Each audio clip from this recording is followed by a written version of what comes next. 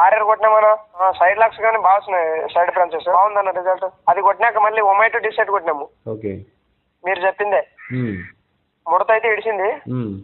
ఇప్పుడు సిమోడేస్ కొడుతున్నామన్నా. అటు ఎస్ఎల్ఆర్ వేసుకోండి. అదే అన్న, అది కోసమే చేసినాను. హాయ్ అండి, నమస్తే. నీ కమల్ని చాలా మంది రైతులు అయితే అడగడం జరుగుతుంది, అన్న హారియర్ గురించి ఒక చిన్న వీడియో పెట్టండి మరింత క్లారిటీగా అని చెప్పి. అసలు హారియర్ అనేది ఎందుకు స్ప్రే చేయాలి? గత సంవత్సరంలో కూడా హారియర్ చెప్పాము, చాలా ఏరియాల్లో ప్రతి ఒక్క రైతు కూడా హారియర్ స్ప్రే చేశారు. మళ్ళీ ఈ సంవత్సరం లాస్ట్ ఇయర్ స్ప్రే చేసిన ప్రతి రైతు కూడా హారియర్ స్ప్రే చేస్తున్నారు. సో అది కూడా నేను ఈ రోజే నాకు ఫోన్ చేయడం జరిగింది రాయచూరు నుంచి. అన్న లాస్ట్ ఇయర్ నేను హారియర్ కొట్టాను, మళ్ళీ నాకు ఒక 6 ఎకరాలకి హారియర్ ఇవ్వండి అని చెప్పి ఫోన్ చేయడం జరిగింది.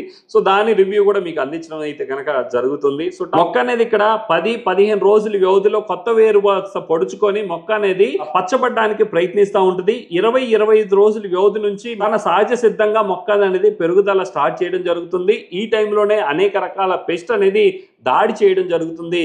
ఇక్కడ 30-35 రోజుల నుంచి 40 రోజుల వ్యవధిలోనే తన సహజ సిద్ధంగా మొక్క అనేది పెరుగుదల దానికి నచ్చినట్టు తన స్వభావాన్ని కొనసాగించడం జరుగుతుంది. వేరు వ్యవస్థ మంచిగా ఉన్న చోట ఒకలాగా, వేరు వ్యవస్థ సరిగా లేని చోట ఒకలాగా, సో బలం ఉన్న చోట ఒకలాగా, బలం లేని చోట ఒకలాగా ఉంటుంది. సో ఇక్కడ మొక్క అనేది ఖచ్చితంగా మనం ఎక్కడైతే స్కూల్ పిల్లల్ని మనం ఆ స్కూల్ ఏజ్ వచ్చిందంటే ఎలాగైతే స్కూల్లో జాయిన్ చేస్తామో మనం ఈ 30-40 రోజుల వ్యవధి మొక్కని ఖచ్చితంగా కూడా ఇక్కడ సైడ్ బ్రాంచెస్ అనేది ఖచ్చితంగా పెంచే విధంగా, దాంతోపాటు వైరస్ని తట్టుకుని దానికి రెసిస్టెన్స్ పవర్ని పెంచే విధంగా, అన్ని రకాల పెస్ట్ని కంట్రోల్ అయ్యి ముడతన్నా కానీ ముడతని తిప్పే విధంగా మనం ఒక మంచి స్ప్రే చేయాలి. అదే వచ్చేసరికి హారియర్. సో ఈ హారియర్ కొట్టడం వల్ల సైడ్ బ్రాంచెస్ ఓపెన్ అవుతాయి, దాంతోపాటు రెసిస్టెన్స్ పవర్ అనేది చాలా బాగా పెరగడం జరుగుతుంది. దాంతోపాటు మనకి అన్ని రకాల పెస్ట్ని కంట్రోల్ చేసుకొని ఏమాత్రం ముడుతున్నా కానీ ఆ ముడతని చాలా వరకు కూడా తిప్పే విధంగా ఈ హారియర్ అనేది చాలా బాగా పనిచేయడం జరుగుతుంది. ఈ మందు స్ప్రే చేసేటప్పుడు ఎలాంటి పెద్ద మందులైనా కానీ పైన వేరు వ్యవస్థ, చిక్కు వేరు వ్యవస్థకి తేమ ఉన్నప్పుడు మాత్రమే స్ప్రే చేసుకుంటేనే ముడుతున్నప్పుడు ఇంకొంచెం మంచి రిజల్ట్ కనిపిస్తుంది.